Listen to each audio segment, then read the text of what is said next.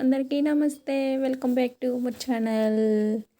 చూడండి, అప్పలు, సొరకాయ బూరెలు, సొరకాయతో చేసినటువంటి సొరకాయ బూరెలు ఎంత పలసగా ఎంత మంచిగా ఉన్నాయి కదా. చూడడానికి చాలా కలర్ఫుల్గా ఉన్నాయి, తింటే కూడా టేస్ట్ అదిరిపోతుంది.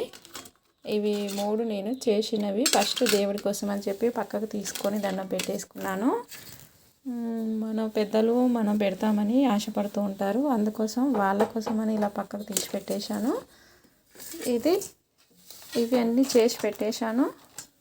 చూడండి ఇవి ఎలాగున్నాయో, కర్రగా మాడిపోయినాయి. ఇవైతే ఈ 2 మనిషి ఒక్కాడ అన్నట్టుగా అయిపోయింది. మా వారు ఊరెళ్ళారు, ఎప్పుడు వస్తారో ఏంటో అని చెప్పేసి ఆలోచిస్తూ ఇవైతే ఇలా మాడబెట్టేశాను. ఈ 2 మిగిలిన అయితే పర్లేదు, అన్నీ బ్రహ్మాండంగా పలసగా గలగలలాడుతూ ఉన్నాయి. చూసేయండి, నూగులు, కరివేపాకు, పచ్చిమిర్చి, సొరకాయతో దూసినాం కదా, సొరకాయని గీకినాం కదా, అవి ఇలా మ్యాక్సిమం అన్నీ మంచిగానే ఉన్నాయి. 2 మాత్రమే ఇలా ఉన్నాయి. ఓకే ఫ్రెండ్స్, చూడండి ఇవన్నీ మా పిల్లల కోసం అని చేశాను. దెబ్బతో బియ్యం పిండి మొత్తం అయిపోయింది. ఇక బియ్యం పిండి లేదు, ఇక ఇంటి దగ్గర నుంచి మళ్ళీ బియ్యం తెచ్చుకుంటేనే బియ్యం పిండి. పిల్లగాళ్ళకి ఏమన్నా కారపూస లాంటి అప్పలు పండక్కి చేద్దామంటే బియ్యం లేవు, పోసుకుంటే ఇక సంవత్సరం బియ్యమే పోసుకోవాలి.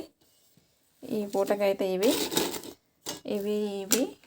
ఇవి కాక నేను ఇంకొక 3 అయితే తిన్నాను. తినే కొద్దీ తినబుద్ధి అవుతూనే ఉన్నాయి. సొరకాయ బూరెలు. మా బాబు మా పాప బయట ఆడుకుంటారు. వచ్చిర్రంటే ఇక మమ్మీ అప్పలు అనుకుంటా, అన్నం అయితే తినరు, ఇక అప్పలే తింటూనే ఉంటారు ఇంకా. Okay friends, bye. చూశారు కదా ఆ సొరకాయ బూరెల్ని. మనసు ఒకే దగ్గర ఉండి చేస్తే చాలా మంచిగా వస్తాయి అప్పలు అయితే. కానీ మనం వేరే ఆలోచనలో ఉండి అశ్రద్ధగా చేస్తే అవి ఏ పనైనా కుదరదు, అప్పలే కాదు. Okay friends, bye.